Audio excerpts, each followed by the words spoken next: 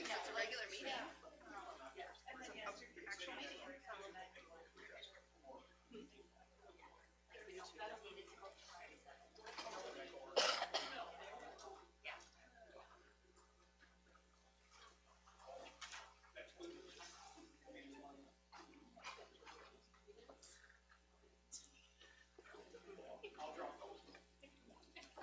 Hey, baseball itself should help with that.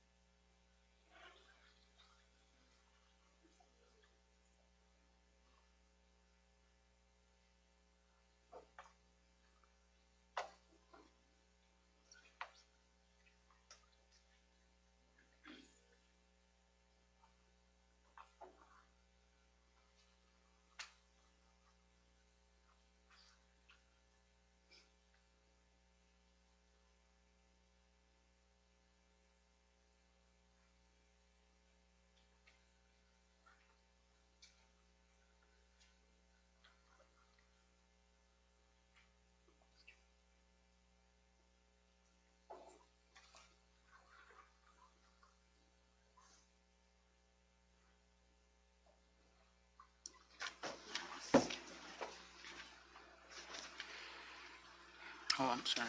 We have pens here too. If you need a pen. Oh, there it is.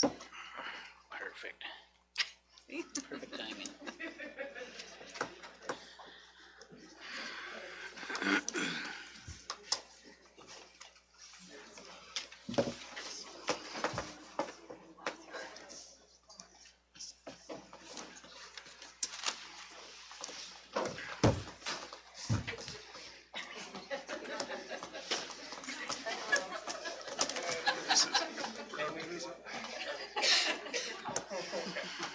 You could ignore my text message.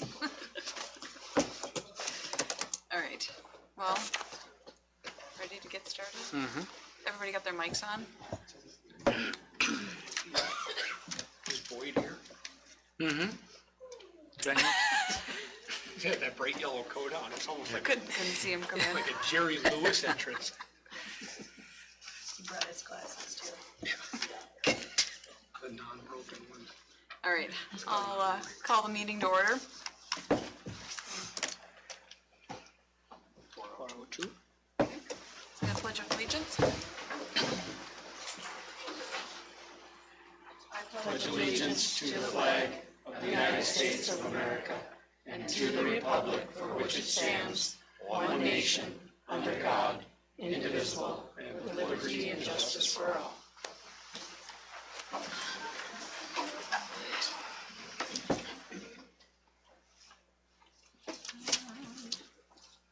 Looking for a motion to approve the agenda. I'll make a motion. Motion by Robin. Second by Lyon. Any discussion, changes, anything? All right. Call for a vote. All in favor? Aye. Opposed? Next, we have board presenters, Jeff Nelson, Superintendent, Mary Merchant, High School Principal. And you'll cover all three of those, the 2022-23 current high school schedule and class sizes, the 23-24 proposed high school schedule, and the rationale behind proposed reductions. Okay. So we'll probably not go in that order, but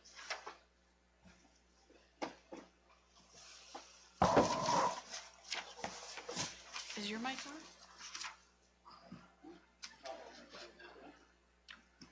You can just use this one.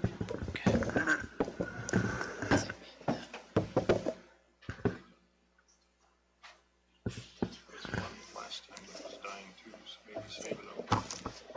Thank you. Thank you, Jeff.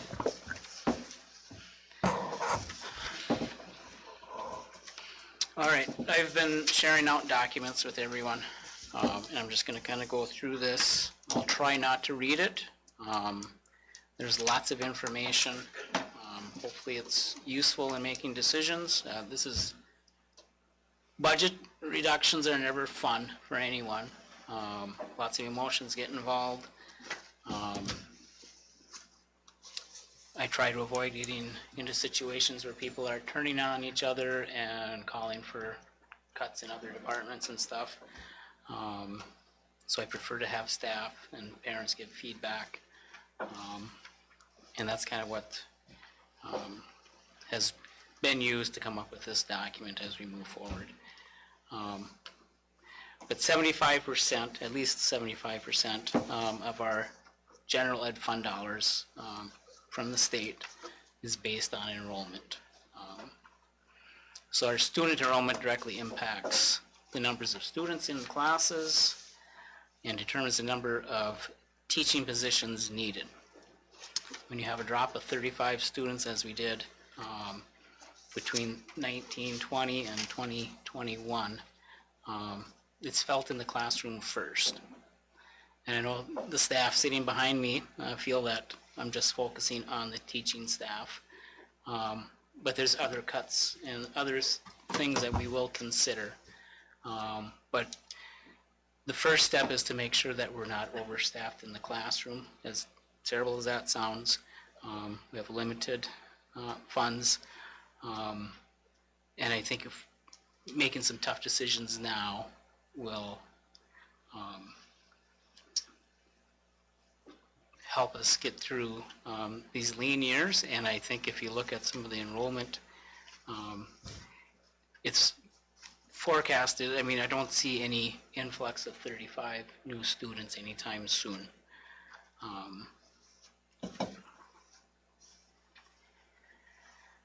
So if we look at the history there, as I mentioned, in 1920, we had 472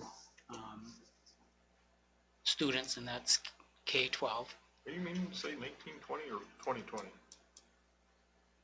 What did I say? You're saying 1920. Oh, I didn't get enough sleep last night, Okay. obviously. Just checking. All right, so if I say something really weird, I don't know, check my... I assume that you meant 19/20. Okay, 2019, 2020, we had 472 students. The following year, we had 437. And this is a direct result of we graduated 41 students and we had incoming of 24 students. And then if we recall, in March 18th is when we kind of closed down because of COVID. And then our world kind of took a detour for a few years. The next chart I have is our enrollment projection using our census data. And this is head count of kids. I'm not looking at declining enrollment or anything. This is just the head count of what we have. It doesn't take into account any new kids coming in or any kids leaving the district. I did shift the 6th grade down because that is one of my that's my recommendation. So we can see the impact on the numbers here. And we can see in the elementary, we're currently at 203 students, K-5, and next year we'll be down to 199. And if you run across by 27, 28, we're down to 189 students. In the high school, if we had the 6th grade counted on the high school side of it, we'd be at 226 students. And that's 6 through 12. Next year we are slightly down a couple of kids at 224. Then we have a class of 40 in 6th grade coming up, which increases us 4 students to 228. And then you can see the numbers. And by 2027-28, we'll be down to, back down to 224 students. And then you can see the total enrollment that follows suit. On page 2, I'm looking at a student-teacher ratio. For 2023, the current school year, 22-23. High school count is at 192, elementary is at 238. Teacher count, and this is just classroom teachers, doesn't include specials, special ed, just a count on the number of teacher classrooms. We're at 14.29 in the high school and 14. And the student-to-teacher ratio is 13.44 to 1 in the high school and 17 to 1 in the elementary. If we do the shift in the with the 6th grade next year, the following year, and that should read 23-24.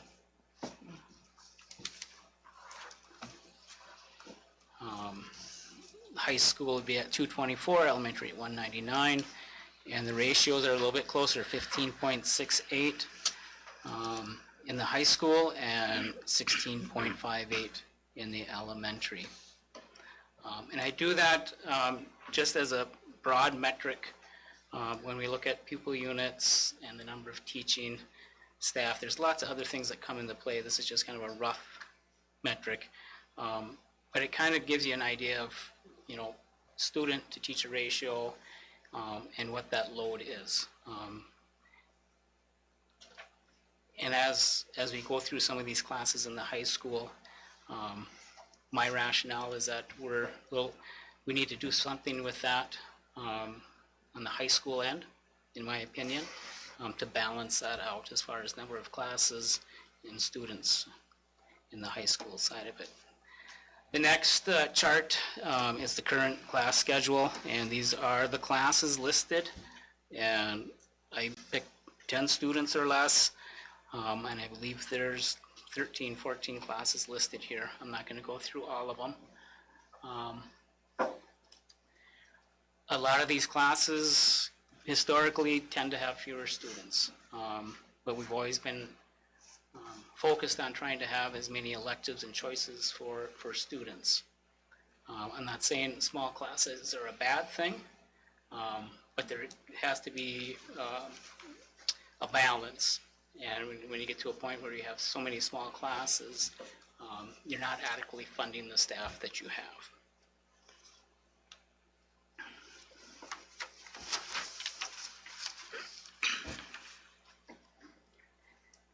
Underneath that chart, I listed a couple of classes, and I might not be 100% accurate, but I know in the last few years there's a list of classes, new classes that have been added. And then we're going to get into our SELLAS courses, because that's always something that comes up when we start talking about class sizes in the high school and kids taking a SELLAS or online learning. Ms. Merchant can jump in anytime.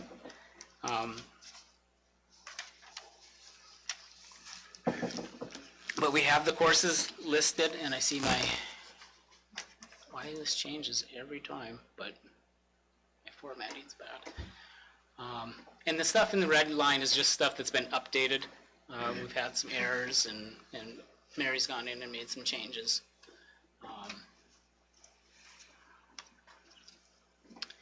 So it has the list of the classes. It has the next column over has the number of kids registered during semester 2. And then we look at, are these classes offered at Lake of the Woods, and is it credit recovery?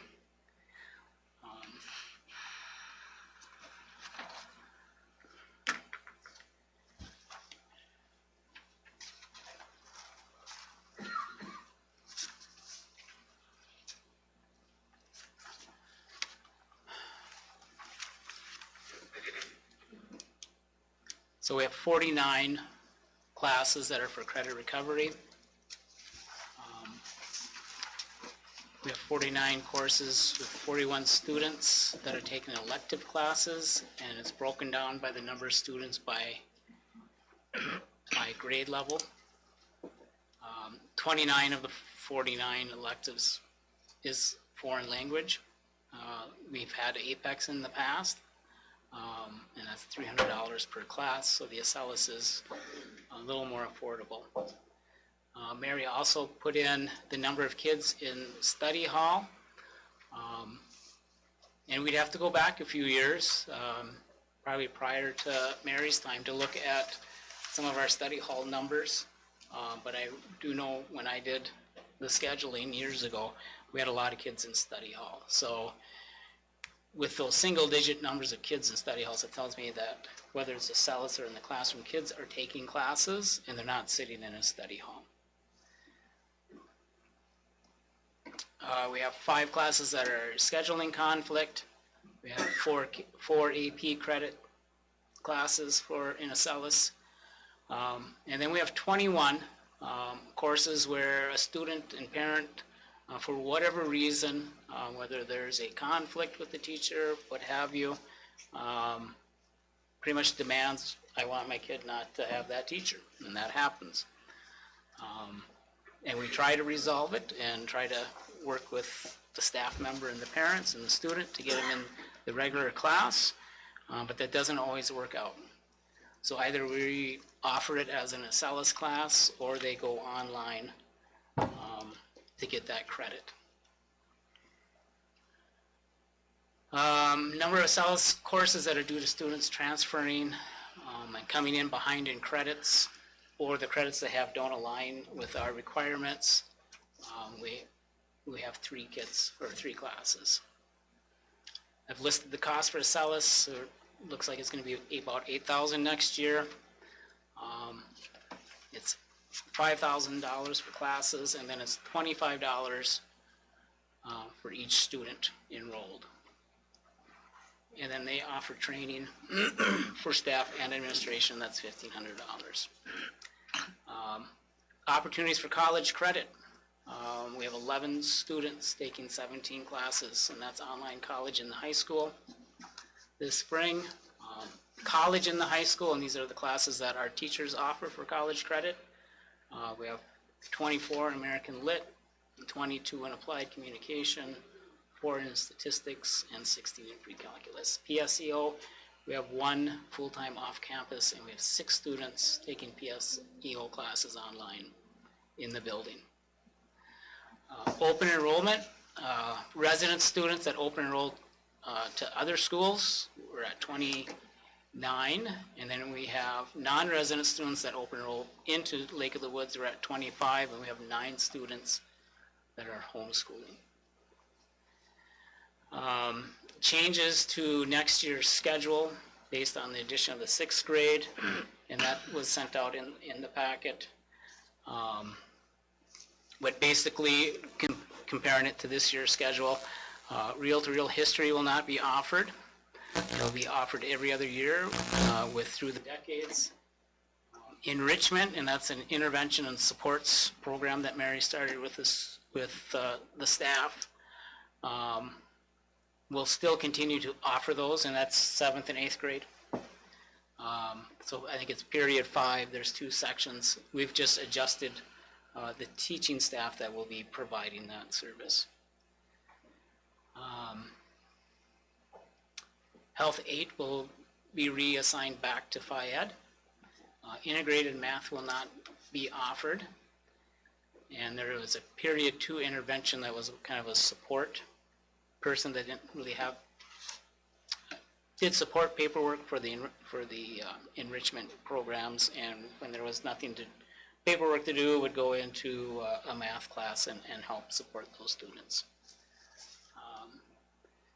I have the 6th grade schedule listed there, and we can look at this in a few minutes. Lunch and recess. We're looking to have the 6th grade lunchtime at approximately the same time that it is now, and we'll allow them to be in the gym for recess, and we're going to look at also separating the lunchtime between 9 through 12 and 6 through 8. So they're separated a little bit. Locker placement would move down the hallway F, and that's down by Mr. Larson's class, down where we have one of our daycares. And then during the passing, I think it's standard practice that teachers are out in the hallways monitoring kids in the hallway. Transition planning. I know it seems like we've been rushed to do this, but it is March. We have open house coming up in the elementary in April, and if we were to move forward, I think that we need some time for staff to meet to discuss transition needs, and I think administration could be available during the open house to meet with parents to address their concerns as well. In the elementary, I'd like to keep all the grade levels in 2 sections. I have the numbers listed out on class sizes. Additional reductions in cost savings that we're looking at. We have a bunch of subscription services we'll be looking at. Copier, printer leases, that type of thing. And this is a working, living document. As more things come up or suggested, we'll take a look at those things too. Technology, we've added quite a bit of technology. That's why at this time I'm reluctant to eliminate our IT support staff position. That's something that can be considered down the road, but I think we'd have to make some adjustments first on our one-to-one device that we have for kids. We maybe want to go back to possibly a computer lab in the elementary, but I feel the number of devices and the needs for staff and students with IT services is too great to put on one person. Co-curricular, I think we do that every year, and every season we look at how many kids are actively participating and signing up, and we decide as we go if there's enough to support it. I really feel it's important that we offer kids as many opportunities that we can. If you cut a sport, do you risk kids going to a neighboring district? You know, I think that we have to keep that in mind. It's easy to say, let's not cut a teacher, let's cut golf and track. But you might be making things worse by sending kids to other districts. And we know we have some kids that have gone to other districts because of sports-specific reasons. So we have to monitor that, and we have to reduce it when we need to, but I think that should be carefully thought out before we make action there. Additional staff reductions that we've been looking at, I'm not recommending at this time.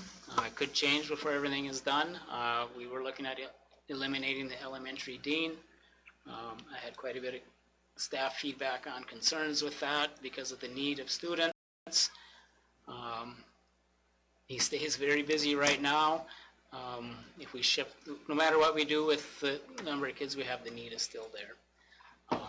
So I don't see that as a near future reduction. It might be something down the road if we don't straighten out our finances. I mentioned the IT support staff and rationale for not going that route at this time. Food service has been short of staff. We finally got them up full running. Transportation, we had 11 routes not so long ago. We're down to 7. We have a part-time supervisor who also drives as needed. Buildings and grounds, our square footage of our building and facilities doesn't change with enrollment. So we still have to clean and maintain the building, and I think we need to make sure that we're adequately staffed to do that.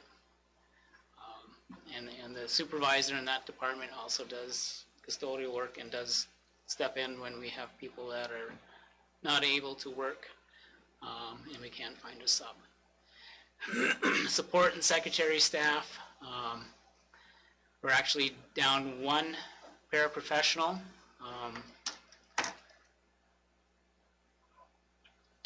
And we reduced, not too long ago, we consolidated our office secretaries.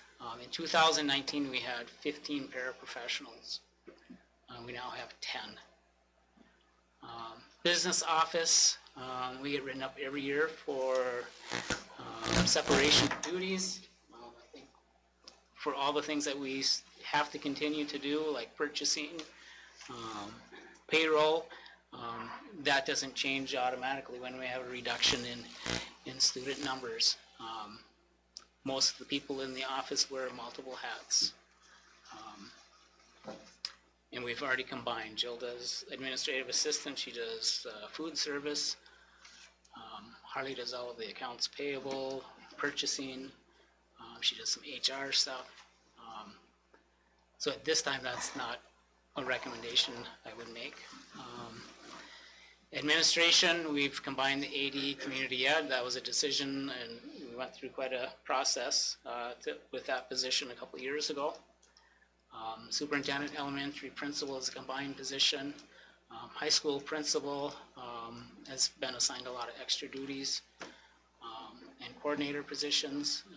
And finally, the state and federal reporting requirements are fairly consistent for all districts, regardless of size, and are not impacted by yearly changes in enrollment numbers.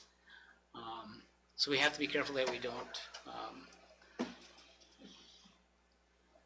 totally gut administrative positions, because we still have the reporting that we're required to do.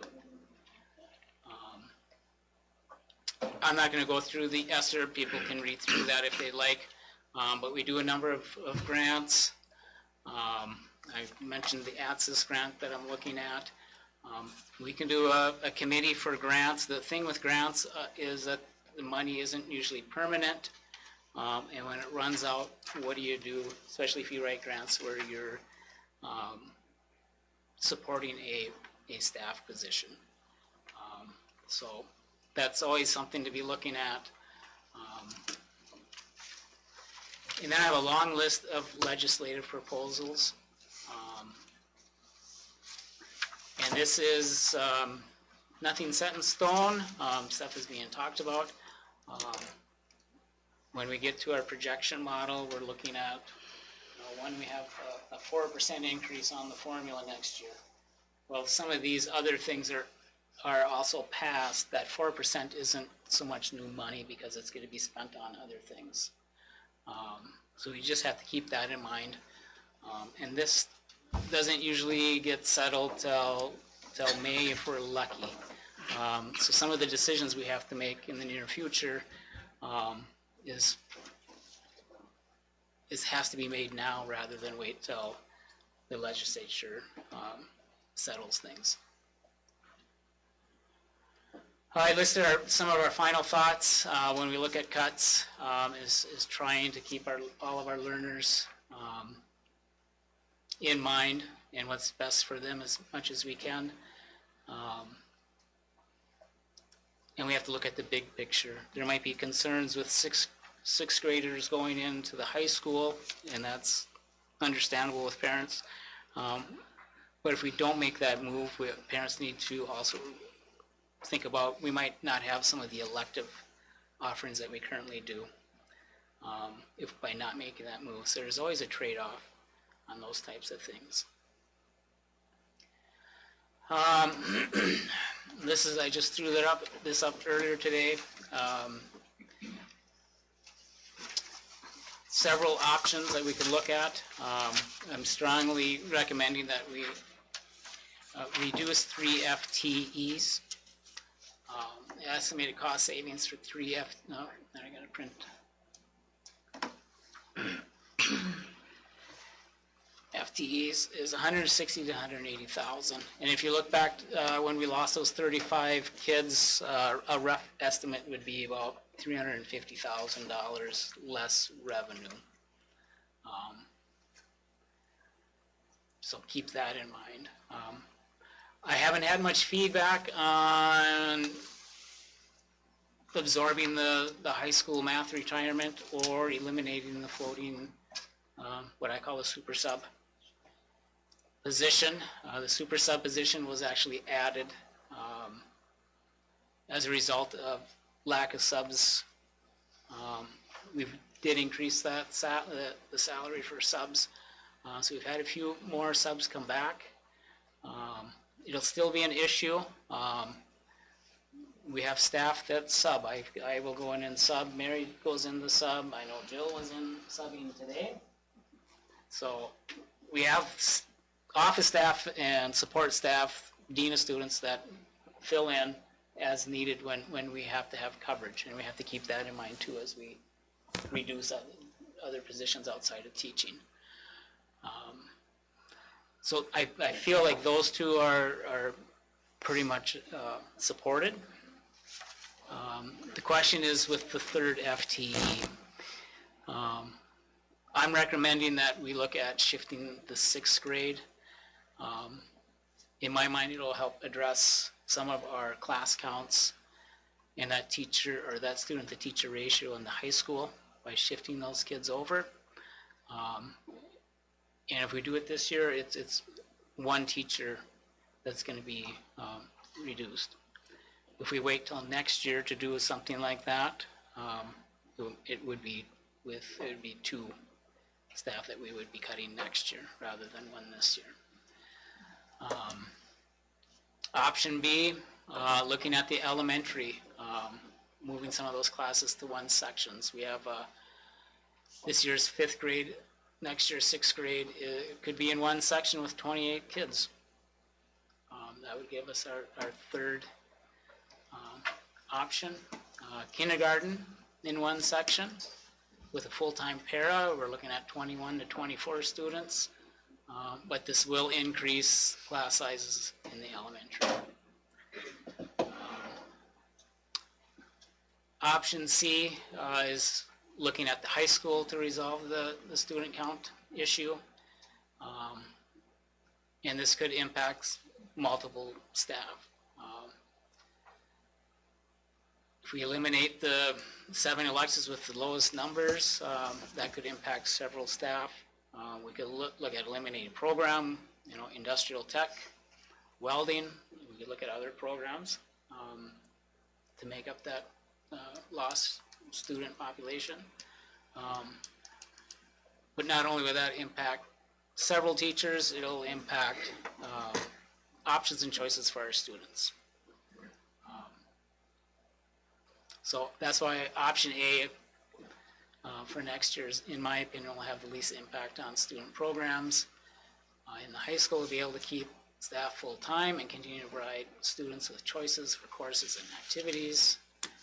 It's also my opinion that we are small enough to address any of the concerns and issues with the 6th grade being transitioned to the high school. And I think we can meet their developmental and academic needs. We'll just have to be creative in problem solving. And it keeps all of our elementary classes in 2 sections for next year. I know this will impact a couple of our staff, and I've been on the receiving end of getting a unrequested leave of absence notice. I know it's not fun, it's stressful for families. So I don't take that lightly, but my job is to make sure that we stay financially fit. And at this time, we need to make some reductions. And this isn't all of the reductions, this is the starting point. I stammered through that very quickly. Is there any questions?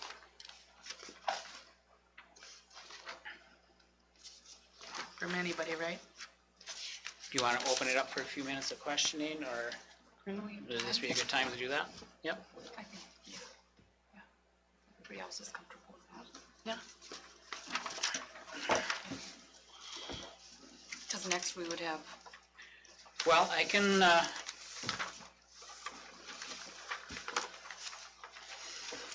last month I did provide the summary. And this is with the 3 FTE reductions. That's still the same. At 4:30, which is already passed, we'll be logging in with Todd Netsky, and he'll go through the projection. Sheena here. She is here. Well, did you want to go over that before we opened it up? He's ready? Maybe that would. So he can Go go over the through budget that first. and talk about the numbers, and then we can open it up for questions and comments. Yeah, okay.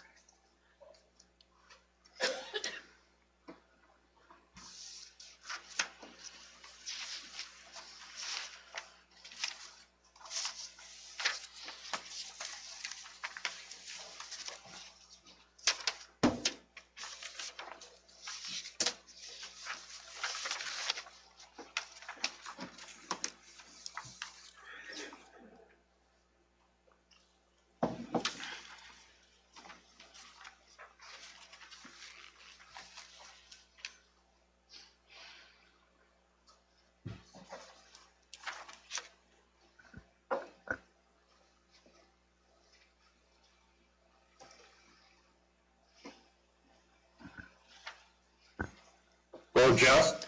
Hi, Todd. How you doing? I'm good. How are you? Good. We have a room full of people, so you'll have to be nice to Okay. me. I missed the last part. I said, we have a room full of people, so you have to be nice to me. Okay, sounds good. Am I being projected on the screen? So when I show my screen, you'll be able to see what I'm doing? Yes. Okay. All right. So I will start out showing the results, and I apologize. I got confused here late in the day on the scenarios we're running. So what I've done, Jeff, is I've ran scenario 1 is our existing staffing levels, so existing FTEs,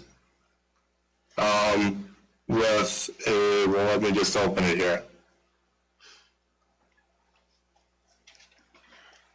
So scenario 1 is current staffing and a 4% increase from MDE in year 1 and 2% thereafter. It's basically 4% in 24, 2% ongoing FTEs held constant. Okay. So are you able to see this okay? Do I need to make it bigger? I don't see it yet. Oh, I'm not sure.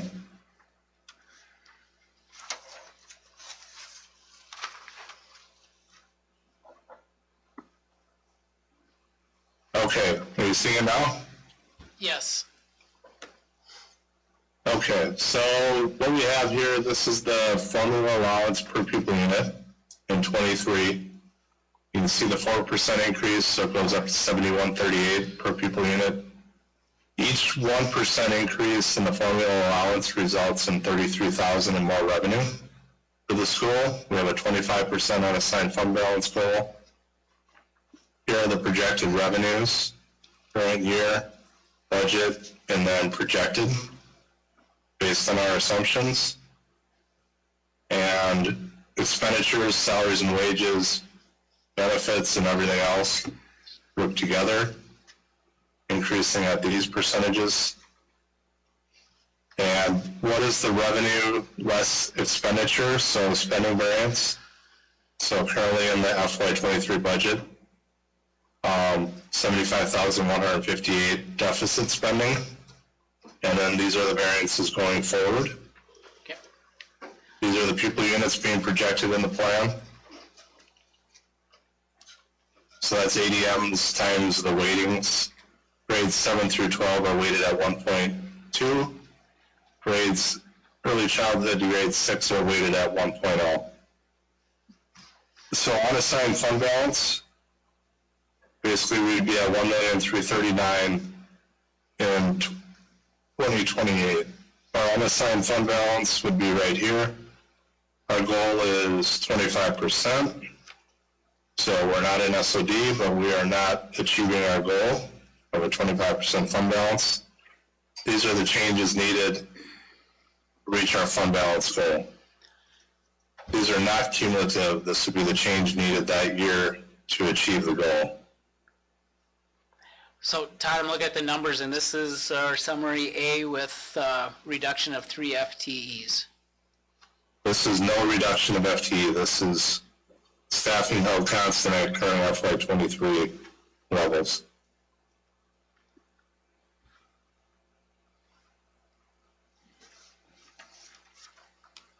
Okay, I don't think that's correct. Okay. Okay, but what I'm saying is, I'm looking at the summary that we went over a while ago that you sent to me. Oh, so he wanted to show us if we didn't do nothing, this is where it would go. Yeah, But that's now- not what Yeah. that's not what this one is. No, but now. I'm starting, Yeah, but kind of starting from scratch today, Jeff.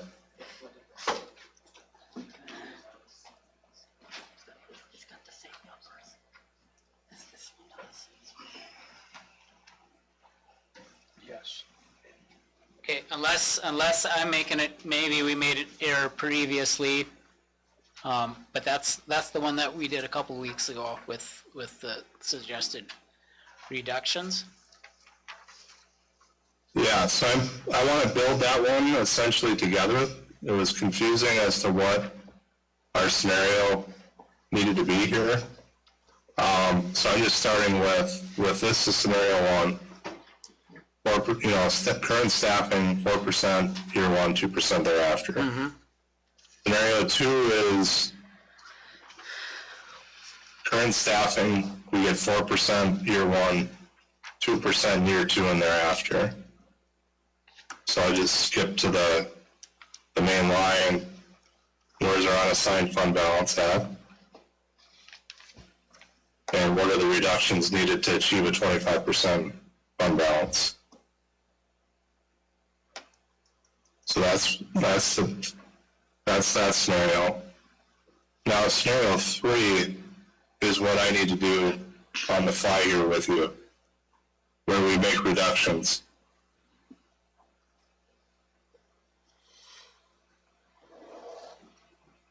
And the way we're going to do that is an assumption assist. And basically I need the dollar amount of those reductions. And then we can kick out the results and see what that looks like. Todd, the two scenarios that you've put up have been the same. Am I looking at that right? I haven't seen the second one. Okay, we're doing the The second one. first one looks just like this one, Yep. right? Yeah.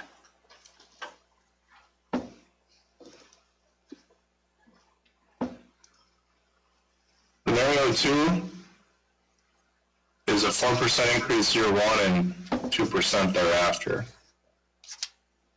So our unassigned fund balance Better it's not displayed. would be at 1,626,000 in 2028. Your shared screen still has scenario one showing. Oh, it's not moving with you? No.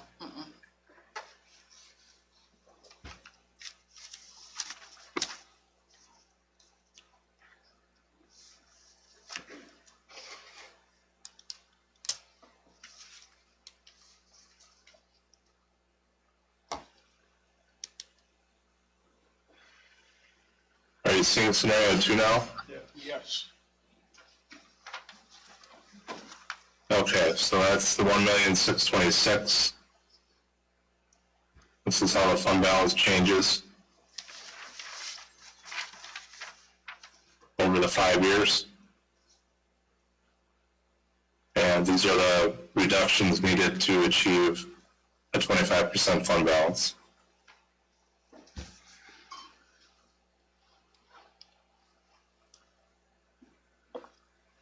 You can see we have a 4% increase in year one and two, which is fiscal year 24 and 25, and then 2% thereafter.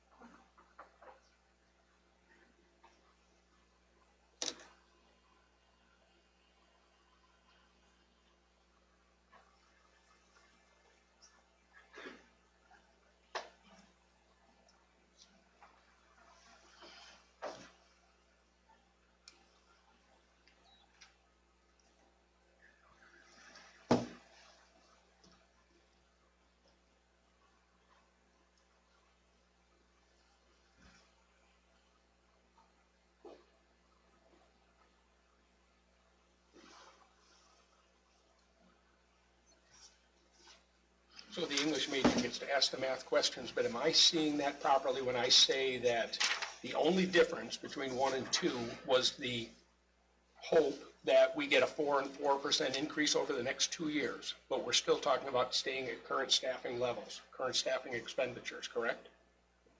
That's correct. You haven't put anything in there that has to do with our reductions yet. Correct. Okay. I mean, this is a hopeful scenario, but that's the only thing you're seeing. This is not correct. All right, so that's my confusion here. Yeah. What am I missing on that? So the first one, Todd, I'm fairly certain the first one you put up, the sheet summary A that we did last week ago,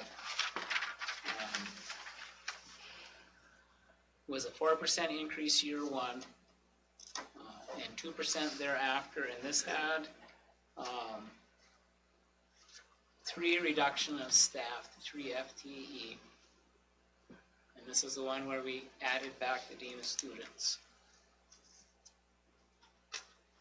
And just looking at the variance for revenues over expenditures, it's verbatim what you just had on the first one, 354,058 year 1, and then 87,910. In year 3? Yeah. In year, So our base one that we ran, that you're looking at, was with those staff reductions. And then the second one was the 4% increase year 1 and 4% increase year 2, with the same 3 staff reductions. And the variance year 1 was 354.58, year 2 was 156.282. So if you want to run a live one, I would do adding back all the staff reductions if you want to set up a baseline. So if we do nothing, what would the result be? okay. Does that make sense? Yeah, and that's a communication breakdown between Sheena and myself. So I apologize for that. Are you seeing the pay work list? Are you still seeing the scenarios? I see the pay scale, yep. Okay. So what I thought I had here was existing staff. 44.36 FTE, but that must reflect the reductions already. I believe so.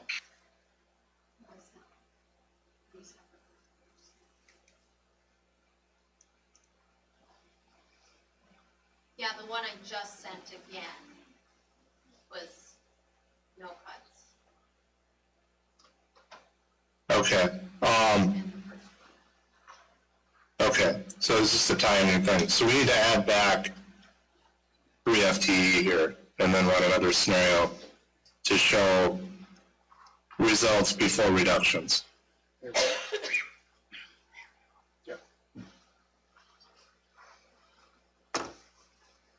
Correct, Jeff? Yes. Where do I add those back at? Sheena, did you email that to him?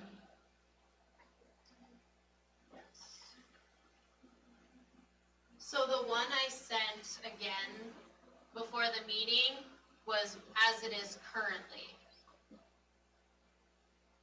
That's what I have here, Sheena. You need to resend it. That was like the first one I sent. So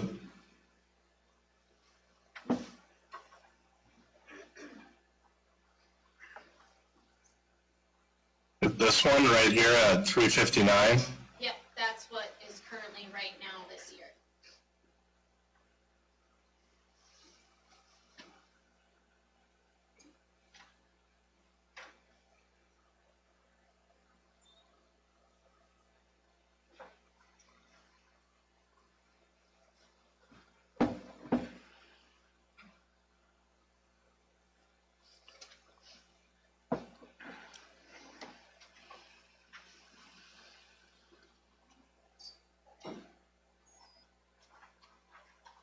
That's at 44.36. Let me just double. I'm gonna close the one I had open just to make sure it's not opening the old one.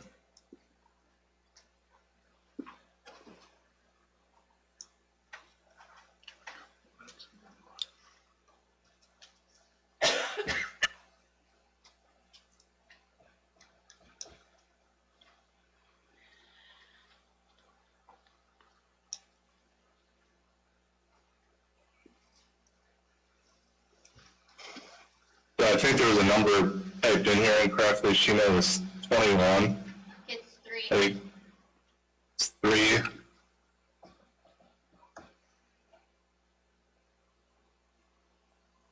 So 44.36.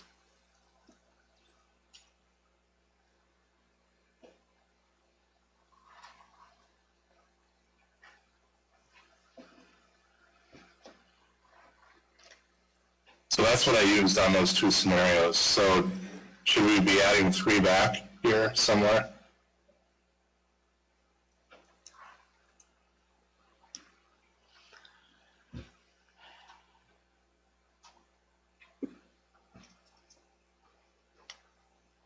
So I'm going to send do you want me to send the reduction one again? So I need to see it with no reductions. So where you are currently.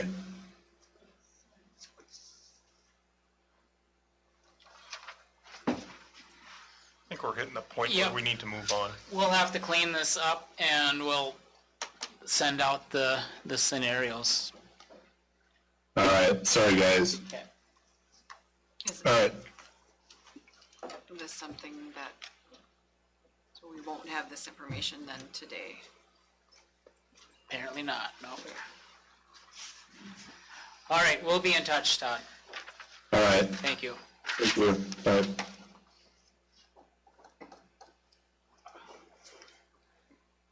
Can we assume that there's an accuracy to scenario 1 and scenario 2? You've talked about these already, I'm fairly sure they were accurate, but okay?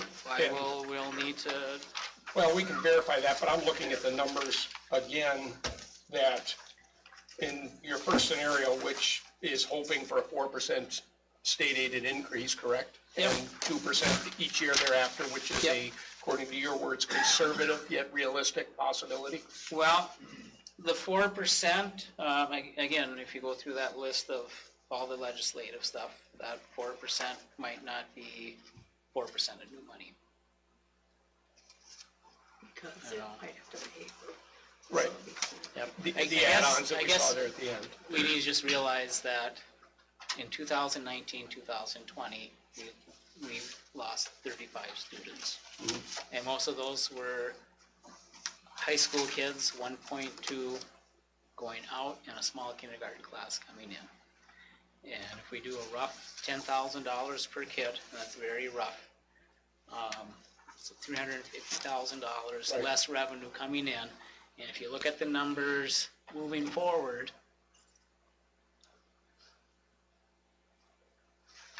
and I got one going out much farther, but it's guessing on births, so, you know, if you look at these numbers here, going out, we're at 429 and we're kind of in that mode. And that's strictly just census-based, This it's is- not, Head count, it's not, we it's the don't, potential, but it's not the guarantee because they could go elsewhere or and we could get homeschool. more kids coming. Yeah. You know, it's just, it's, you do your best to guess what's happening, but we do know what's happened, and we know that we lost 35 students, which is quite a bit in 1 year. And we haven't gained any of them back, so, needless to say that we need to make some staffing adjustments for long-term financial stability.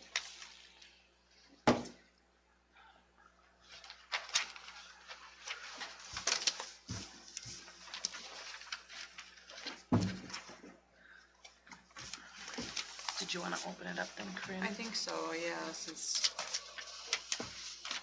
we're to that point where we just want to open it up to public input related to this topic, I think is important at this time. If anybody wants to come in, we'd like people to come up to the mic too, if you are comfortable. That'd be nice, but I would like to say something. yeah. As a parent of a 5th grader going into 6th grade next year, he's going to make that transition. I feel that we haven't really talked about any of the positives of that transition. A lot of parents are very worried about them being with the older kids. And I think we need to remember that we have good older kids. They're not all bad. A lot of them are older siblings to these younger kids. We do encourage high school students to come into the elementary and do things with our younger kids.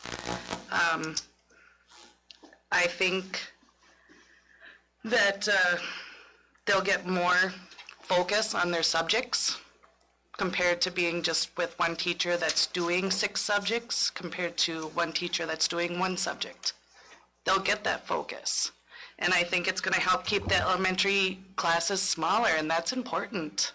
When those little kids are little, they're a lot to handle. You don't want a kindergarten class with 25 plus kids in it.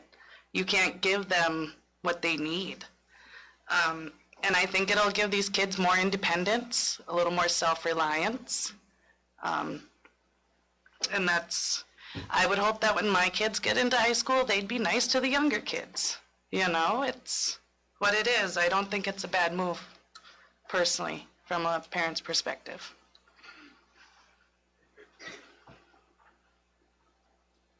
Well, I'll chime in just because it seems like the segue's there.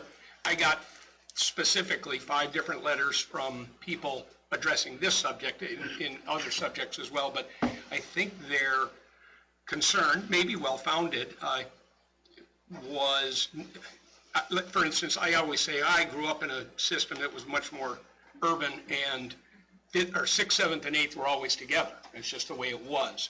I understand we're comparing apples and oranges. We're all in the same school building. At that time, I was in a separate school building than the kids who were in 10th through 12th grade, or 9th through 12th grade. But these kids, yes, some of them still are going to cross paths.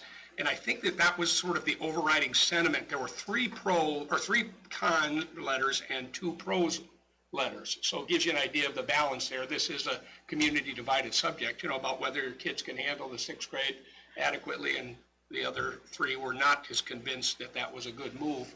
But I think that the real concern was the interaction with the older kids was the bottom line, seemed to be the biggest concern. And I guess there were a couple suggestions about, which I don't know if there's any reality to it, but for instance, in some of the subject matter, would you have teachers come into the 6th grade classroom as opposed to having them, in the same hallways, if that is a concern? I mean, are there ways to address that? Because it seemed like that's what people were most worried about was bathroom encounters, hallway encounters, the spontaneity of being around 12th graders, that kind of thing.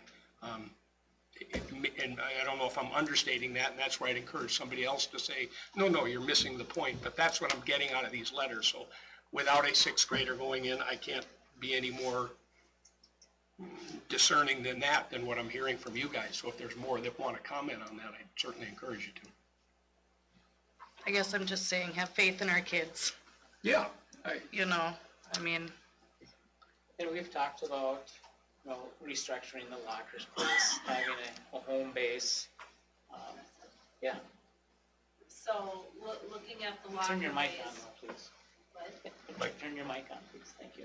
So looking at the locker bays, looking at moving our 6th, 7th, and 8th grade way down, if you know where Mr. Larson is in the F, we're gonna call it the F wing. So they really would have that secluded space to them. And focusing on 6th grade, keep in mind 7th grade are also going to be new to the high school. So I don't want to lose sight of the same transitions we'd be doing for those 7th graders and the comfort and the welcoming to the high school. down where Mr. Larson is and Mrs. Hendrickson, we have one empty classroom right now. So looking at that classroom being cleared out and made into the 6th grade homeroom. So they would have that base of a homeroom. And then if you think about it, down in that area, our restrooms, those can be for our junior high kids, because if you think about that, for the most part, unless it'd be a high school student with a math class, where Mr. Larson is and kids are in class, there might be occasional kids using that bathroom, but it could be something that designated for 6th grade. So to cover some of those concerns, to keep our younger kids a little more separated. You mean like saying this time frame for 6th graders? Well, only no, or but something like that? just because of, that's really gonna be their base area on that end of the room, even to say, and if we wanna use the term middle school, that those restrooms are middle school restrooms. Cause they're really in a secluded place when you think about it. And at the same time, if you think about the restrooms out in the commons area, throughout the day, we have elementary kids and high school kids going in and out of those restrooms all the time. We also have 2 daycares in that corner of the building. I believe one, if not both of them, also use that bathroom area, you know, so. It is really an intermingled building most of the day.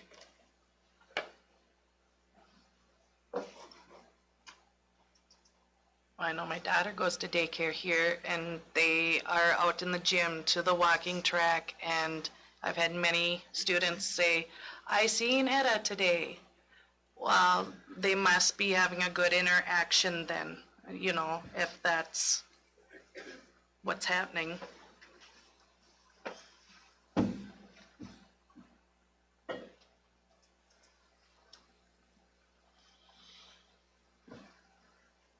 Jeff, there's been some comments brought up about waiting, and I think you addressed that, that if we wait, we look at then 2 teachers. Yeah, and. Or doing a we're- referendum, so what, I know those are difficult, but realistically, what would our timing be if we, because it's not, we have discussed that before, Yeah, but there's a timing with that, yeah, right? Do you know that? off the top of my head. Yeah, sorry. I'd have to look that up. I know I had it at one time, not that, a couple years ago. Yeah, My feeling with referendums is, before we go to the taxpayers, we have to make sure that we've been fiscally responsible. And I think, without making some reductions with staff because of enrollment, I think that needs to happen first. That's my opinion. Absolutely, it's up to the board to do that. But I think we need to demonstrate that we're fiscally responsible before we go to the point where we would ask the voters to approve an operating referendum. There's capital projects. There's things levers we can pull with voter approval. There's legislature that is in there for some levers that the board can pull. I'm drawing a blank on the name of it. LOR. That's the local operating revenue that's up to so much that the board can approve, if you remember doing that. So they're looking at changing that. So there's some of those things that over time we can look at. may come about. Yeah. An operating referendum might be inevitable down the road. I know during strategic planning when we had, Yeah.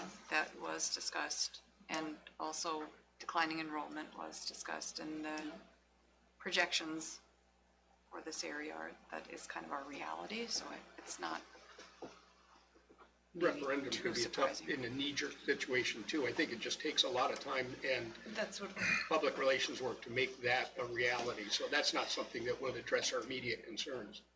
I don't believe so. No. I guess one thing I'd point out, I mean, even if we weren't doing this, with a high school teacher ratio of a little over 13 to 1 kids, I mean, it's great to have that amount if you can fund it, but that's getting to the point of being a little It's excessive. it's not sustainable, Yeah. in my opinion. And that's why, you either make some cuts on that side of the building, or we look to be creative, and that's why we're looking at the sixth grade to shift those kids up. It still means that a couple teachers are gonna be cut. But it allows us to keep a couple welding classes, even though there was only a few kids that are doing that. Some kids, that might be keeping them in school, industrial tech. So I think the more that we can preserve choice and options for kids, within reason, I think that should always be our goal, especially a small school district. We want to try to provide as big a school community education that we can within our means. So that's kind of the push behind how can we shift this and make reductions and also keep those wonderful classes that kids can take, those hands-on things, and those will always have fewer numbers, but those aren't courses that you can go online very easily and take. So you got to kind of balance that out, and I think we have 5 kids that want to take welding, and we can do that. I think that should be a priority as much as possible to keep those kinds of things going. And they're supported by the community. We just got a donation, I believe, for welding. I'm gonna mess up the organization, Northwest. Northwest Manufacturing something. So our community sees the value in some of those classes and have supported getting the equipment, and we have a family donation that helps get a bunch of that equipment. So I think we really need to make that a priority. Excuse me, but that is a part-time position as well. It's a part-time position. It's not a full-time teacher, it's already a part-time. It's a part-time position. Position. And I guess what I see is, I don't know if anyone heard it, but Jeff said this is just the beginning. If you look at the projections, with the declining enrollment, or even basically staying steady, we're gonna have to have cuts every year. And so we need to think about how we can preserve the most each year. And it's not a very sunny projection when you look at out to 2028. Every year there needs to be something done, so we need to really watch what we're doing. But after, doing the tough decision now, for 3 positions, 160, 180,000, probably more like 200,000, 220 when you throw in benefits. It's gonna hold us for a while. Well, it'll make up for that big drop in kids. And if you Yep. look at the drops here, in the high school, we make that shift, there's only a few kids difference. Right. And it doesn't look too good when you look at this year to 2028. But 3 kids, 10 kids, you can make those adjustments without Right. having to cut programs. Exactly. That's what And I'm staff, saying, is basically, if we react earlier, we can preserve more. Yes. Because that savings passes from year to year, Yep, especially with any contracted positions, because that compounds with every year with increases in benefits. And Is there any comments, any feedback anybody wants to put out there? It's great to hear from people, get opinions. I was curious for that student ratio. Is the high school one, does that take into consideration all the kids that are taking online courses? that's If total. they're- That's They're in high school, but they're not. Yep. Total number of kids That's divided by. total count. number of kids. It's irregardless of what classes they're taking, or if they're online, or that's the head count of kids. So that's a little bit misleading then with the ratio of students to teachers in the high school, because they're not actually teaching about it. No, it's not directly teaching all of them. Yeah. But it does show, how many, how can I explain it? Because there's a bunch of them are just in the library. Correct? Or am I wrong? That's what I'm hearing. Well, that's the online Acellus classes. Yeah, I'm just Yeah. wondering, it seems like there's a bunch of them, so I was just wondering about the number. So the number is just more based on the kids in the building to the teacher, Yeah. right? So really technically it would be lower. Well, the way I look at it, each kid is worth so many dollars financially, and each teacher costs so many dollars, and that's what we're looking at, the total. So it doesn't take into account special ed teachers, or kids in special ed, it doesn't take into account kids taking online classes, it's just at the ratio, the language is just to look at. It's not very precise, but it gives you a kind of broad feeling for it. Yeah, it was just, you had made the comment, it was such a difference between the elementary and high school at that time. That wasn't sustainable. It's really kind of the same thing. So then really moving more kids into the high school would be better because we don't have elementary kids online. Those kids have to be in class. And we've tried consolidating elementary classes in the past, and it did not go well. But I think that Right. was another, as long as you got that subject matter out there, that was another concern that at least one and probably two individuals had referenced in their letters, but how heavy-handed are we being when we allow those kids to be taking an online class that could be taught within the school structure? Yeah, that's kind of what I was. Right. I mean, where do you go with that? I mean, do you say you have to do this, you have to suffer, or do you say, look, you'll learn more? I mean, I don't know, my rudimentary take again on it is from conversations around the community that they don't feel the online stuff is as rigorous as the in-class stuff. It's more difficult to get a B in a math class in high school than just to get a B on math class online. And there are probably lots of ways around that. I mean, get your parents to do the work for you or whatever it is, but It's is there? actually a little bit, I've got kids taking it and you wouldn't be able to get away with that. There's no way. The way they take the tests and things like that, especially if it's for college, you can't have somebody else doing the work and pass it. Yeah, I actually hear they're taking it online so they can get better prepared for college versus here. So, I mean, That's which interesting, because that's not the doesn't take I've say- heard on it by Yeah. people saying, oh, On that topic, my son was taking online classes for that reason exactly because he wants the higher level. That's not. so it really would boil down to where the parents encouraging him to do it the proper way, or, like a boy. Or can the school offer better classes too? Would that be another? Yeah, okay, fair enough. Balance it out, and I don't mean to interrupt, I apologize. I Go ahead. do think there are some classes, online classes that are just easy outs, but not all of them. I would caution against looping them all into an easy out. I would say there are some that are that way, and and depends on the class that you choose. If it's just an easy out, or if it's actually Beneficial. yes. Yeah. So be careful about lumping all online classes into easy outs. And I saw that number in there, but what does it cost us to do an Acellus class? 8,000? Roughly 8,000. 25 a kid. Plus 5,000, then it's 25. So you per subscribe kid. to the course at $8,000, and then you pay $25 per head. Based on that. No, so the 8,000 is, 3,000 is training for teachers and administrators. This is looking to next year. The 5,000 is based on high school enrollment. So as that would change, so that 5,000 is based on, is it 200 kids? Yeah. Right? You do the math right?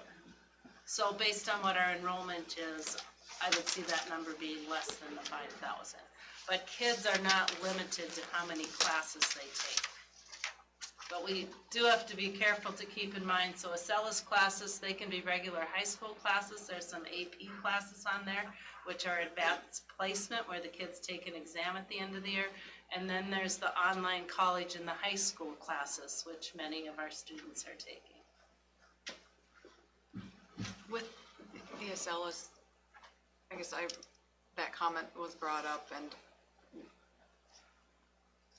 I was wondering, is there a budget? Is it related to the budget, or is it more just a function of some of our discussion? Would there be any gains by limiting or any gains to the budget by limiting what students could take, or is that a whole nother topic of conversation? Talking $8,000 for the school, I mean, Right. and everything, I mean, that's, It would be, it's cheap. I would say it would be a limited Yeah. amount. And so it's maybe something to discuss if there are concerns, but not something that's going to help us in this moment when we're talking No. about budgets, right? I mean, that's kind of the one that's allowing French and German and Yeah. Spanish. Okay. Because we don't want to limit programs for the kids either. Yeah, okay. I just didn't know if my thought process was, I mean, it's a way to offer the students more electives. That's a pretty economical way to do that. yeah. Is it $8,000 per course or $8,000 total? No. Well, the school, Per dollar? Okay.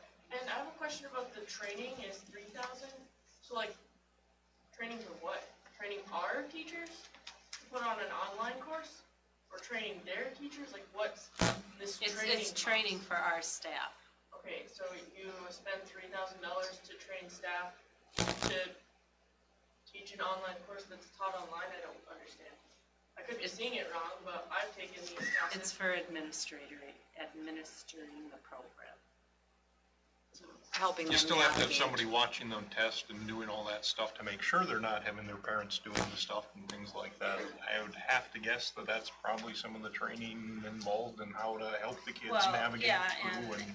adding classes, and you can make them more rigorous on there or less rigorous, so you can be adaptable to So special ed pretty much learning students the and program, accommodations. BSL is program.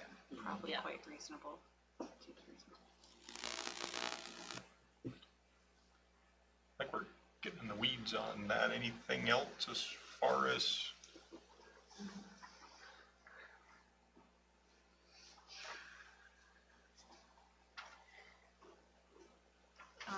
It would have been nice to see the financial.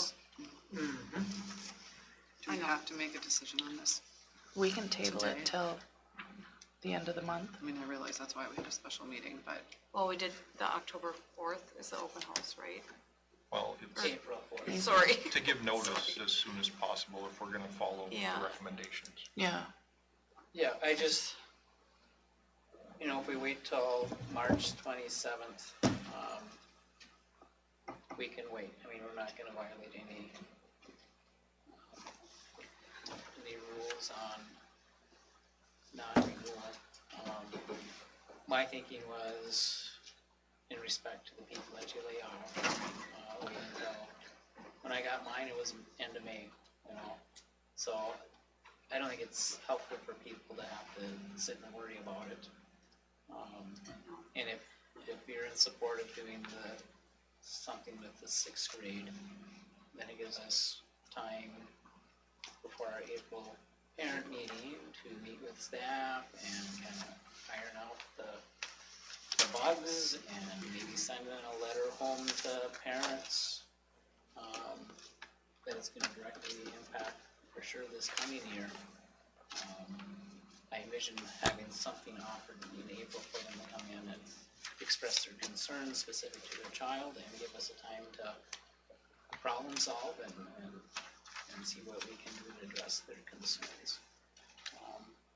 And also working with the students this spring too, maybe with some transition things. And I have a question about your summaries A and B.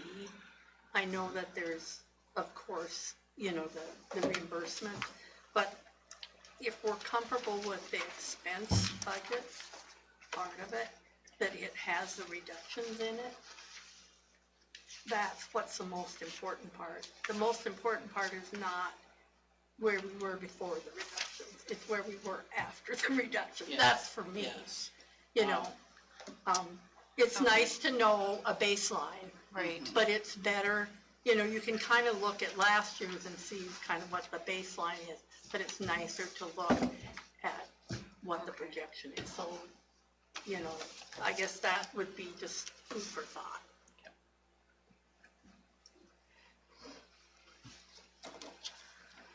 I guess the other thing is, you have a room full of people here, who are all obviously here for this specific discussion. Heard from a few of you, but do you have, I mean, I know there were other discussion topics in there, for instance, about the way that our activities in athletics have, you know, also we start to talk about ratios, but the number of kids who are involved in that, you know, have we looked at the reality of all those programs too in terms of cutting? I had a couple letters, you know, throw that, and I agree with you in terms of the welding. If it's 5 kids, you know, is there one honest man in Sodom and Gomorrah, we save the city kind of a mentality, but I like the idea that our athletics bring 6 kids in for this sport who probably are not going to be here otherwise, or the welding, if they're not going to be here otherwise, you know, they're either back in the workforce or something. But again, that was on a couple other letters. So, I mean, if there are thoughts on that, opinions on that, we've talked about 6th grade movement, we've talked about the teacher ratios, we've talked about, you know, the classroom situation. Do we want to talk about outside the classroom? Is there something there that we're just overlooking? Is there enough gain? How much would we have to cut outside the classroom Right. to make the gains that we need? I mean, I guess we start calling athletic budgets and, you know, for instance, and I'm not even going to pick a sport because to do so is sort of, it's like a manifest destiny. You start talking about it, people think you're talking about it, and we're not really. So I don't want to use that example of any sport or any activity, but. Which FTE works out to about $60,000, right? Roughly. So you'd have to find $60,000. In long term, you're For not each one. addressing your enrollment numbers Yep. by keeping teaching staff. I think that's a must do almost, long term.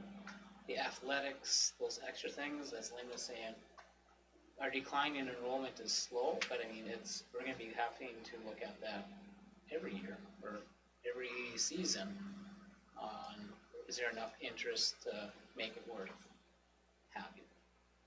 You know, we tried to do girls hockey years ago and we gave it a try and we didn't have enough to keep the program running. And do we have some sports that might be getting at that level? Yeah. And we have sports that, right now, that they do pull 6th graders up already. So these 6th graders are already interacting with older children and outside. And we work for try to get co-ops with different sports, with different schools. But there might be a point where some of our activities might have to be eliminated. That kind of stuff is kind of always sitting on the table on whether you can offer it or if you have to. But right now, we have that extra funding, don't we, for the one-time The extra one-time dollars, thing. we're on the tail end of that, finishing up with that, so. Well, and basically, these budget cuts were delayed by ESSER dollars. Yes, it gave us some time, plus during COVID, we really wanted to have smaller classes, social because there distancing, was- all that fun stuff. You know, so it did help prolong It it for a enabled us few to be years, able to but, do yeah. that.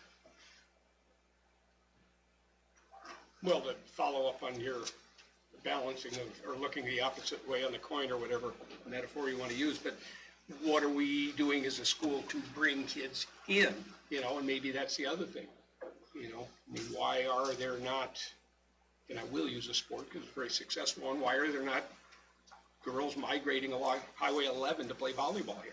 I mean, it's a pinnacle program in the entire state, you know, I mean, it's just, you got a monster out there in that volleyball, but why can't we get kids in for other reasons, you know, I mean, we look at declining enrollment, how do we get more kids in? And I think that, I mean, we're all talking about it all the time. I don't think there's an easy solution, but what can we offer in the school that would bring a few more kids in?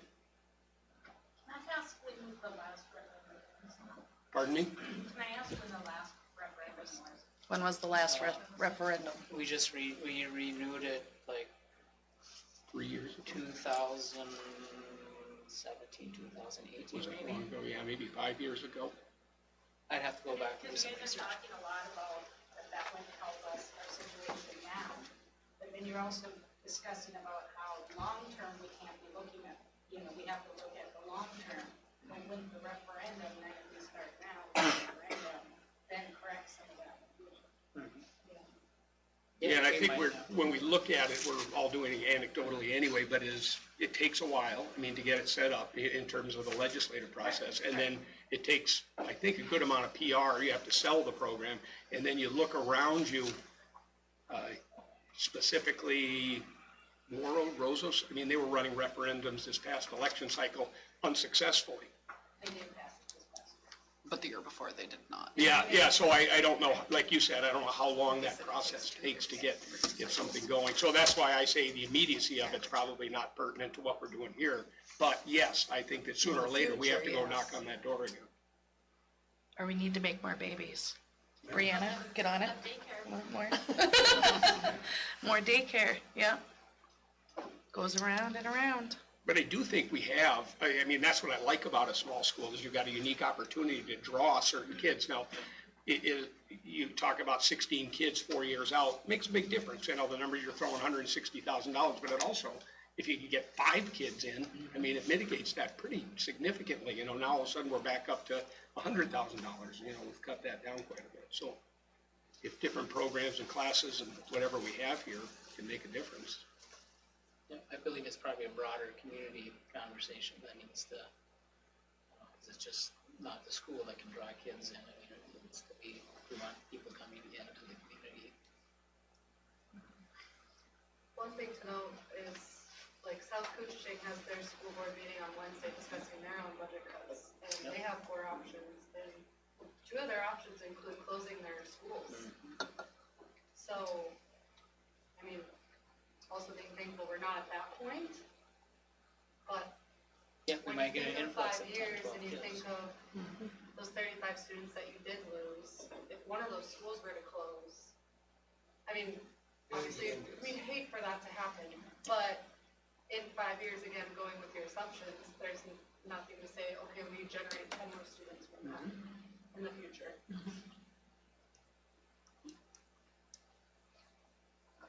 It's just unfortunate that everyone's having to do this. Yeah, it's tough. I'm sure that the ESSER dollars helped every school in the state of Minnesota that has any kind of budgetary concerns at all, and I'm sure they all do in one way or another. 50 years ago, that happened in Williams. They had to go to school. There's so many people that were on the school board wanting because the money just was not there. But they had no choice. And unfortunately, when you look back, the class sizes were probably larger than most of ours are now. So it's pretty hard, you know. I guess one question I'd have too, I mean, after going through all the paperwork, and I guess kudos to you and whoever else came up with all the information, because obviously you've put a few minutes of thought into this whole process. Looks to me like this is gonna happen almost regardless. An adjustment needs to be made. So you're only kind of looking at, well, do you move the 6th graders around? And that's really about it. At least from the information you've given us, and then you throw in the financials and the justification for it, and then it kind of all makes sense. I mean, nobody likes to go reduce things, but it's when your student numbers are reducing, it has to be done. Either that or we're not doing our jobs, and you wouldn't be doing your job. So I guess thanks for being on top of this, because it's always hurts more to have to really catch up than to kind of plan ahead and make it a little less painful. It may seem more painful now because it doesn't seem as necessary, but if we wait, and with the numbers, and the numbers are pretty easy to project for 12 years. You start at kindergarten, go all the way through, so I think this is a good idea to do this now.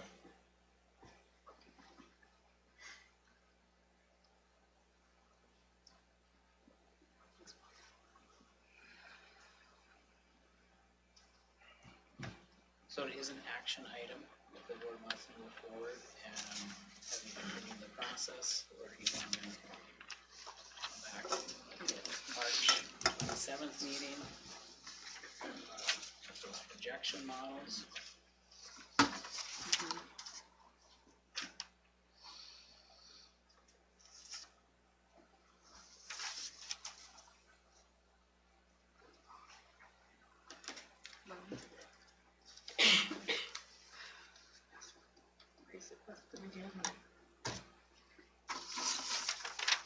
I'm not worried about seeing the projection model. I just get the sense, and maybe I'm wrong again, that there's more opinions out there that just aren't being voiced here, or, you know, that you guys are around, which is fine, however you, but you're hearing what we're saying, and I'd like to give you one last opportunity to at least say, really, you haven't considered every option, but, I mean, I think what's been put in front of me anyway seems like an obvious path, and, you know, I don't want to force people's hand on that, you know, without giving them the opportunity one more time to say, hey, do you really have something different, concrete that we can apply here? Is that fair?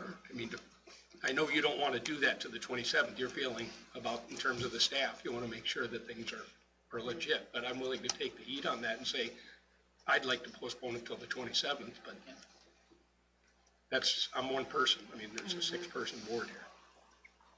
I think it's nerves. It's something new. It's a change. We'll run into road bumps that we'll have to fix when we put it into place. And you give it a year, and the following year, it'll just be what it is. You know, I mean. The way I see it, the only thing that's going to change between now and the 27th is if the legislature comes up and decides to give raise by 10% or some astronomical amount, or give every school $1 million or something like that. We wouldn't know that by then. Yeah, but and even then, if you don't know that, so I mean, yeah, great to hear. I mean, we've heard a lot of differing views and opinions and everything. I guess. Okay, still seems most efficient to follow the recommendation. I guess the only thing we might want to consider is doing an instant alert to parents and families of the change with the 6th grade, and maybe invite them in for a listening session, or so that we make sure that all of them know. If we wait until the 27th, you mean, or yeah, just prior overall? To the 27th. Okay. And then at the 27th, I can still come to the 27th with recommendations for staff reductions and changes to programs. If we feel that there might be people that haven't expressed their opinion to the board, I don't know. It's just hard because you're going to be repeating It's going to the be message that was out repeating, there. and I think the biggest concern with the 6th grade is that intermingling of the age groups, and I think we can try to address it. It doesn't mean it's going to be perfect, and we can prevent it. And there can be issues now with elementary kids going down the hallway and a high schooler acting on, you know, that can happen. Yeah. So if the board wants to postpone and I think we should make an action tonight. Yeah, I'm a little nervous about doing an instant alert just because there's so much detail to this decision, and I don't think you're gonna find a consensus. It's really individual, and it's. Yeah. I guess my feeling about the decision is we have to have an option that's viable, that would save that much money, and I'm not sure that there is anything other than cutting staff, and I'm not sure that there's enough staff, excess staff anywhere except within the teaching staff. Yeah. And you know, I just think a lot of thought has gone into this. Not ideal. I would love to say that everyone can stay and we can continue on as we were, but it's just, I don't think it's an option financially. Very unfortunate, but. And, you know, I've got the information that was presented and what I heard, and I can't see of another option, you know, other than, you know, IT has been mentioned a few times, and unless we're gonna reduce the ability of the students to have computers, that's probably not an option. There's a lot of demand for support, for IT support, when you have this many devices, including, you know, a phone system, a fob system, a security system, plus all the computers. It's a lot. And it doesn't mean it won't come up again. Yes, This is a yearly process. This is a yearly process. It may come up next year. I mean, As a sixth grade parent, do you think there's any sixth grade parents who don't already know about this? I think they are all aware. You do. I feel like it's been talked about, but you never know, there may be one or two that haven't. Well, if we go that route, whether it's, you can ask me to continue and have recommendations for specific cuts and program changes, I'll have that at the 27th board meeting. If that passes, then we would, I think, communicate with parents directly, and whether it's a couple of board members listening session or just invite them in during that April 4th open house so they can express their concerns, and we can either have something already prepared that addresses it, or if there's something that we haven't seen that they bring up, we can look at making adjustments to try and make it work for all the kids. I think we should vote tonight on it, so we can give them more notice to be able to prepare ourselves and them. So I think the action item is just to, Georgina?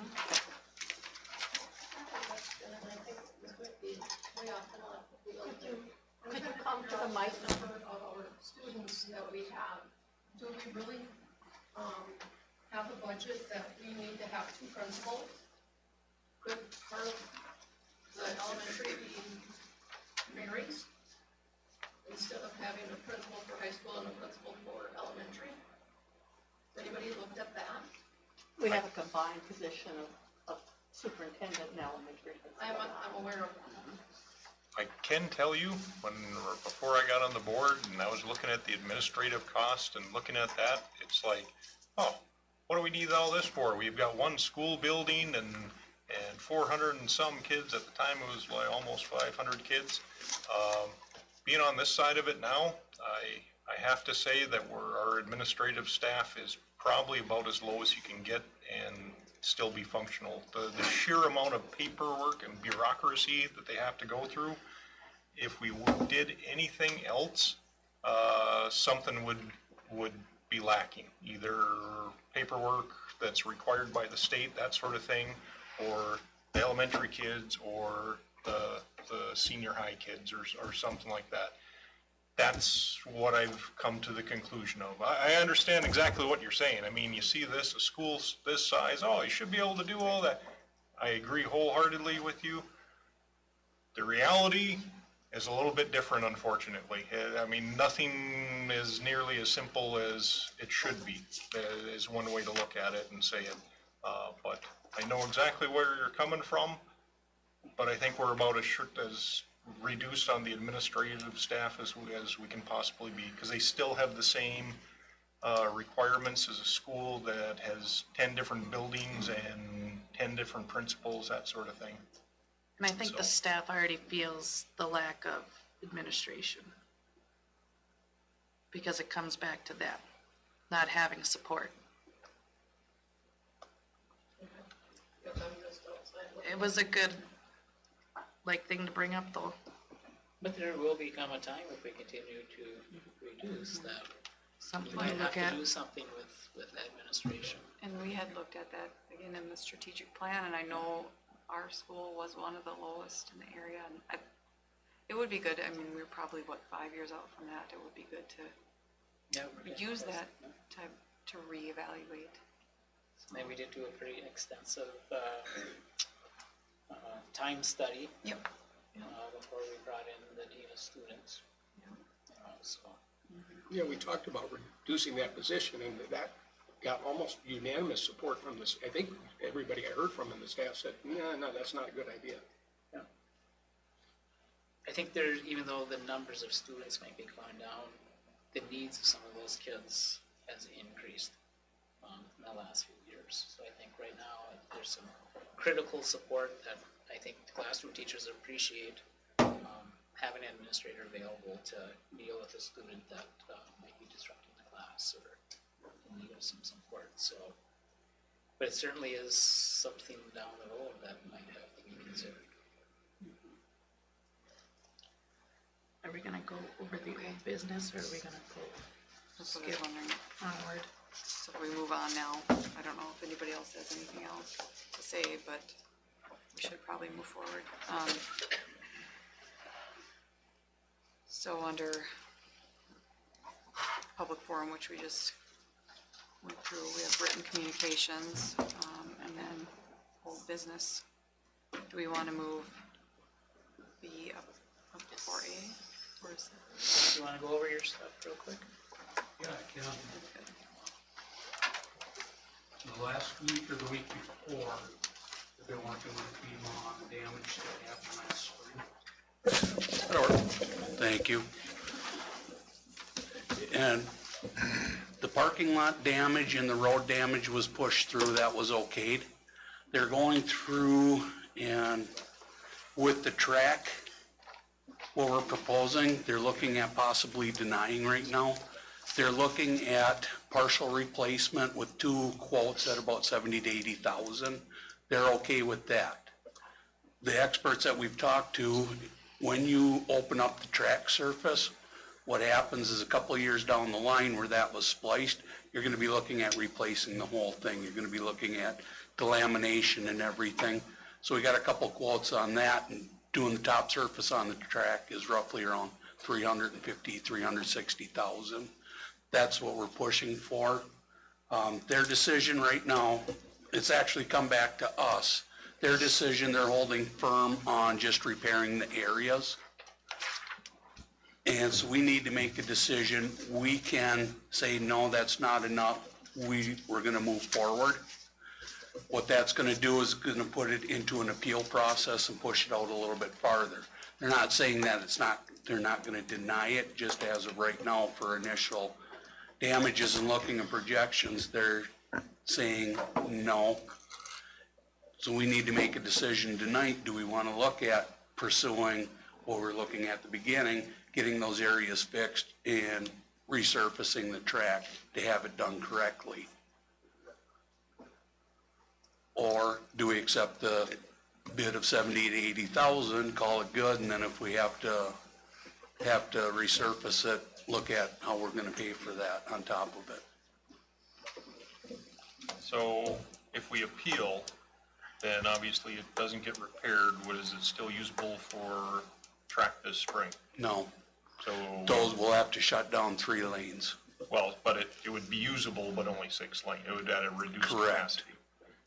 And even then, I'm guessing, even if we could repair it, I'm guessing there's no way it would be ready for spring track anyway. No.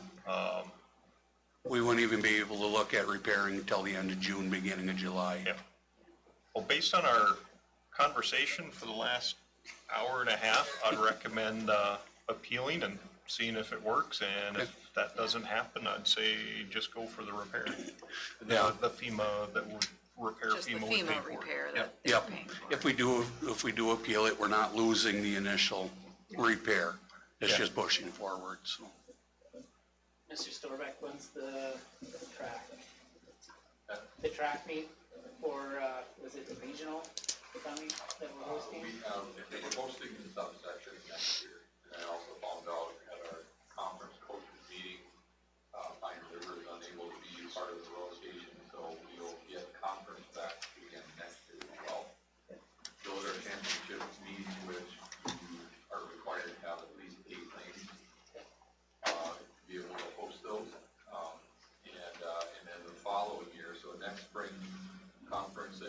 subsection, then it's the section B following here, is what we're up for right now. And then 127, we have the 13 in addition to whatever conference needs and stuff like that. So, I mean, we've got a great facility, honestly, and, you know, it'd be nice to keep it up. You know, my initial thing is kind of like this repair what was damaged the most now, is kind of a Band-Aid to it. So, you know, I would agree that, you know, healing it so we can get the whole thing done. We've been told, I think when it was resurfaced, what, 10 years ago or so? We were told at that time when that company resurfaced it, that the underlay was crumbling at that time. And that's the issue, that was exposed with it, flooding last spring. With this drain tile going underneath it, and so when it's shifting so much, you know, the base is not, needs to be repaired too. So, Thank you. So we don't need any motion on that, just, you're gonna, Good. all right.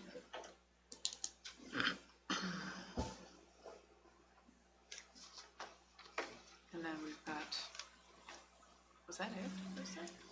The bus I think that's it. We have, wages? Oh, wait, that's. we have an new approval business. for head football coach for next fall. We wanna go over B, approval of recommendations for adjustments in Yeah. curriculums programs, staff for 20. Okay. You want to do that action item right now? Well, I mean, I guess it's next in line, so, yeah. Do we want it to say option A? Because that's the actual specific option he has laid out as the recommendation In the packet. in the packet. I guess that'd be your motion, if you wanna put that into your motion, or a motion. I'll make the motion to approve option A as presented by the superintendent. Or any wording thereof. I'll second that motion. Any discussion? At the next meeting, I don't think that there's anything that's going to be presented financially that would cause us to put the brakes on any of this, but I'm assuming that all those will be updated. I with will, I will present the updated projection models and present that during the working session. The action item for the board to approve will be the non-renewals for staff and to move forward with middle school option for 6th grade. Could we also have some kind of information on what the plan is for, like the open house? Yep. If there's even a role that we could play, I don't know if that's helpful, maybe not. And then just trying to address some of those concerns as far as keeping the students separate and some of the suggestions that were brought up throughout this. Yep. That'd be good too. Maybe you can almost have a parents' night, 6th grade parents' night, and go down and look at the wing, and maybe that would alleviate a lot of fears if they actually physically saw what you're talking about, and that they are gonna be relatively isolated. We'll want to clean out that room first.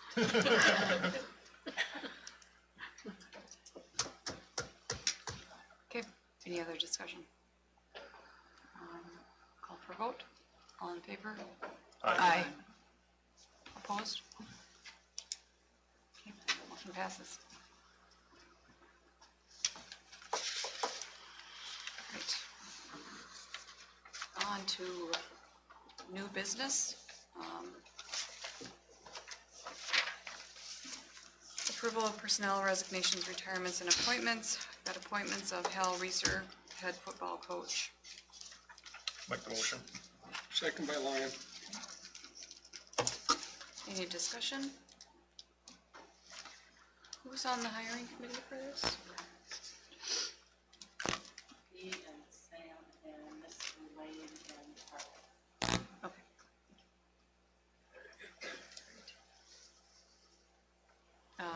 motion and a second. Call for a vote. All in favor? Aye. Opposed? Motion passes. Next up, we have the approval of the substitute bus driver salary schedule. We had looked at. So, if we want to follow Robert's rules, we should have a motion in a second, but I have additional information Yeah. that the board might want to consider. I think we because should. we just got in your packet, if you scroll back, is On the right page. kind of an estimated cost out to start it this month, so.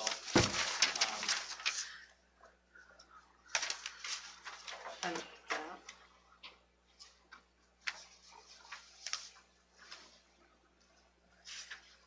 So this isn't changing, right? So what we saw in the packet is, or are you trying to put it up? It's up there. It has the rate that went out, but I think what was in the pack that you didn't have was, or maybe this did get to the, is the costing out to start it. This bottom part, you can see the cost difference if we were just for April, May, what the rate is, what the cost will be, and this is just estimating the sub drivers. Yeah. And then with the proposal, you can see Sheena put in a couple of sub drivers that would have like 22 years of experience, what their hourly rate would be. And then you kind of have, then you can have your total costs, and the difference is roughly about $3,000 more with the increase salary. So we had asked for just the fiscal impact of making it. So that's the rest of this fiscal year, what that would be.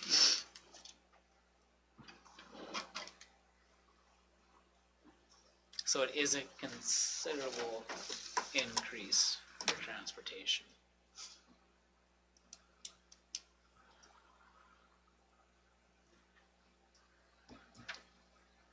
And at the same time, we need to keep in mind how few drivers we have. Right.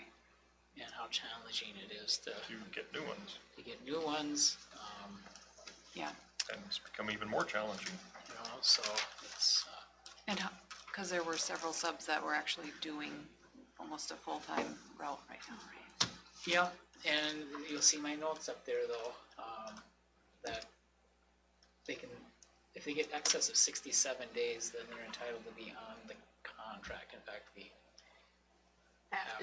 has to be, and we've had to do that in the past, so. There's 3 drivers right now that by the end of the school year will have to, after 67 days. Yeah.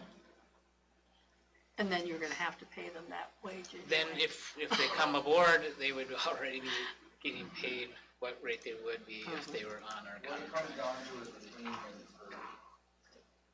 for instance, we end up getting all our drivers filled when we're just using some of these subs as like not on a full-time route.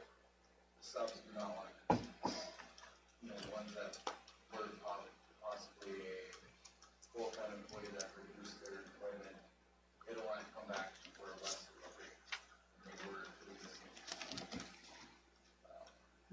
That's where it comes down to the cleaning. Some of these drivers that have resigned, they might only drive 6 times a year, but there's 6 times they need them are very crucial on some of the heavy days when you need somebody. And if I don't have them, for instance, if I don't have enough drivers, young sports don't go at that pace. Kids getting home comes first. And I don't want to come down to that because we didn't want basically, we didn't, or not that we didn't want to, but because of the sub pay starting out is, or the sub pay is $20 flat rate, no matter how many years experience you have. I just want to have it so, if you have an experienced driver that's coming in wants a sub, or they were a full-time driver and have all that experience that we're paying, close to what you're being paid in the past. I bet to come back, so. It's really hard to call a sub, old sub driver that, I'll sub drive when, here and there, and then you call and say, well, I've had a couple resignations, maybe you want to drive, quite a bit, and then you tell them, well, you're going to be at a different rate, so it's really hard to solve that. Now that we've had the discussion, should we call for a motion? Yep. Call for a motion. Sorry. That's okay. I'll make the motion. I'll second that. Johnson, Ellis, any more discussion? Okay. Call for a vote, all in favor? Aye. Aye. Opposed? Motion passes. Okay, any other business? All right. We'll adjourn the meeting. Thank you, everyone.